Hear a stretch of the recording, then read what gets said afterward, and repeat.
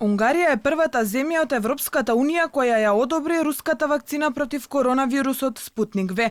Истовремено ја одобри британската вакцина на фармацевските компании Оксфорд и AstraZeneca. Фармацевските власти дадоа привремена дозвола. Владата само сака да ги набави вакцините кои им се дадени на милиони луѓе и за кои природно е утврдено дека се безбедни и ефикасни. Унгарскиот премиер Виктор Орбан изјави дека не може да ги укине мерките воведени за спречување на коронавирусот, се додека не изврши масовна вакцинација на луѓето. Тој нагласи дека најдобриот пристап е да се одобри употребата на неколку различни вакцини против коронавирусот со цел да се поттикне побрзо производство и испорака на вакцини. Не ни требаат објаснувања, туку вакцини.